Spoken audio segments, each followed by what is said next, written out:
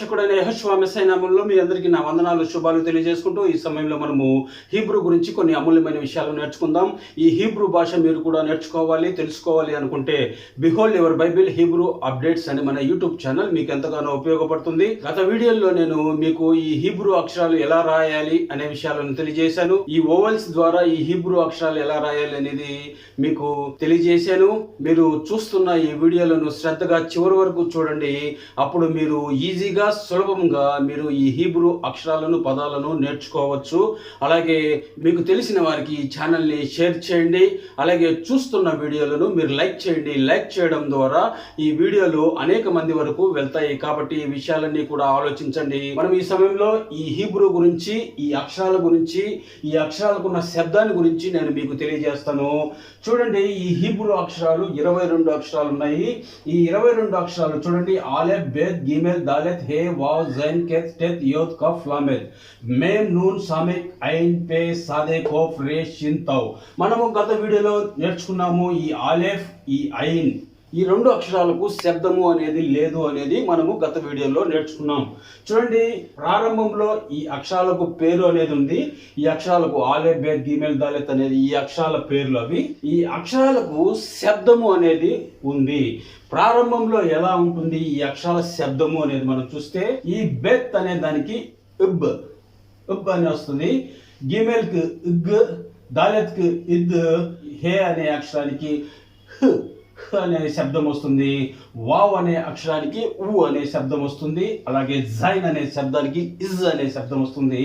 ఈ కెత్ అనే దానికి అనే శబ్దం వస్తుంది. టెత్ అనే అక్షరానికి ఇట్, అలాగే యోద్ అనే శబ్దానికి ఈ అనే శబ్దం వస్తుంది. అలాగే కఫ్ అనే దానికి ఖ్ అనే శబ్దం వస్తుంది. లామెద్ అనే అక్షరానికి ఇల్ అనే శబ్దం వస్తుంది. అలాగే మేమ్ కు నోన్ కు ఇన్, సామెక్ కు ఇస్, అలాగే ఐన్ కి శబ్దం లేదు. అలాగే పేకి అనే శబ్దం వస్తుంది. అలాగే సాదే దీనికి ఇష్, అలాగే ఇట్స్ అనే 2 శబ్దాలు వస్తాయి. అలాగే కోఫ్ కు అనే శబ్దం వస్తుంది. రేష్ కి ర్ అనే శబ్దం వస్తుంది.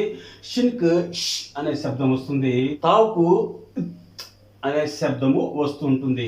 ఇది మనము చూసినట్లయితే ఈ అక్షరాల శబ్దము పదము చివరిలో ఈ అక్షరాలు ఏదైనా వచ్చినప్పటికీ ఈ శబ్దంతో ఎండ్ అవుతుంది. పదం చివర ఈ అక్షరాల శబ్దాలు ఎలాగైతే ఉన్నాయో ఆ పదం చివర ఈ అక్షరాలు కనుక వచ్చినట్లయితే ఆ పదము ఈ శబ్దంతో ఎండ్ అవుతుంది. ఈ ఇక్కడ ఉన్న శబ్దాలతోనే, మనం చూసిన ఈ శబ్దాలతోనే ఆ పదము ఎండ్ అనేది అవుతుంది. మనం చూస్తే మనకు తెలుగులో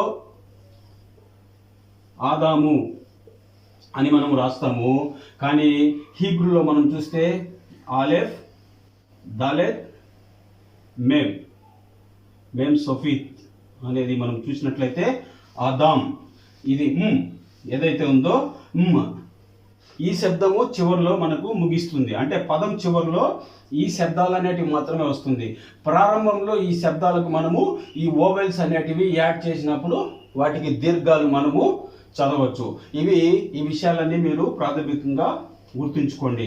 చూడండి, ఆదాం అని వచ్చింది. అలాగే అబ్రహాం కూడా అనే శబ్దం వస్తుంది. అలాగా మనకు ఈ పదం చివరిలో ఈ అక్షరాలకు ఉన్న శబ్దము ఇత్, ఉ, ఇద్, ఇగ్, ఇబ్ ఇలా ఈ శబ్దాలు అనేటివి వస్తాయి.